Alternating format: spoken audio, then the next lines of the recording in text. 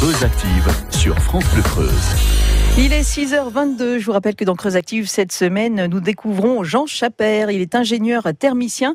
Il a créé son entreprise Elec et Fluide à La Souterraine. Il propose l'étude et la réalisation de maisons modernes, entièrement autonomes en énergie, chauffage et assainissement.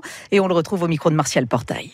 Comment vous est venue l'idée de créer une entreprise qui réfléchit à des maisons autonomes comme ça ? Ça fait longtemps. J'ai toujours été dans l'énergie et dans la thermique, en étant frigoriste une partie de ma carrière pendant 10 ans, et ensuite dans la thermique du bâtiment. Donc à des responsabilités de grands projets comme l'Arche de la Défense et autres sur Paris. J'ai toujours été très étonné qu'on fasse des règlements en France, mais ces règlements sont très orientés. Et en fait, on n'a pas la possibilité de faire ce qu'on veut, comme dans notre pays, et on favorise jamais une maison comme ici. Vous faites une maison autonome, donc ça va dans le bon sens. Je ne consomme pas d'électricité, je réduis, et vous n'avez aucune aide. À partir du moment où c'est du neuf, aucune aide, aucune aide d'impôt, rien. Dans une maison, vous dites, bon, nous, on est vraiment un citoyen, on fait attention à l'environnement, il y a eu la COP21, on ne peut plus faire comme avant et tout, donc on va faire des choses bien.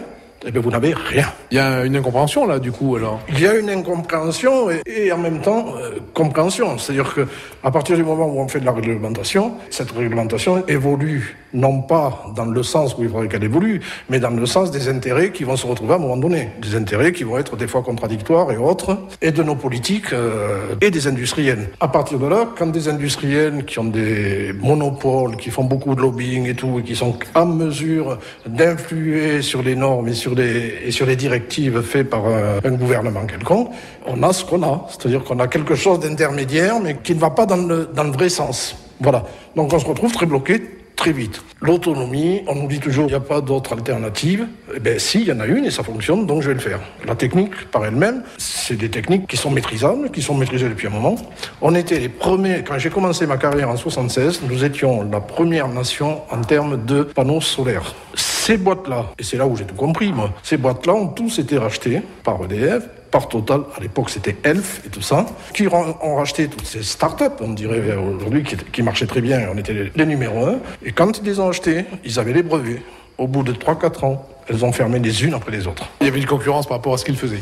Oui, c'était la concurrence de produit à produit, c'est-à-dire que le solaire concurrence l'EDF, l'électronucléaire, mais concurrence aussi le fuel.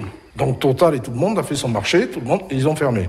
Aujourd'hui, maintenant qu'on a signé la COP21 et que tout le monde se dit il faut aller vers le net, eh bien, on n'a plus rien en France, très peu, on est marginal. Il faut donc aller en Allemagne acheter des panneaux, c'est du solar world en haut en Allemagne. Il faut aller acheter la technologie des onduleurs et de la gestion chez les Hollandais ou chez les Espagnols et chez les Chinois. On n'est plus du tout des leaders mondiaux en solaire. Jean Chappert qui construit en ce moment une maison témoin à Saint-Priest-la-Plaine. Si vous souhaitez avoir ses coordonnées, elles sont au standard de France Bleu Creuse 05 55 52 37 38.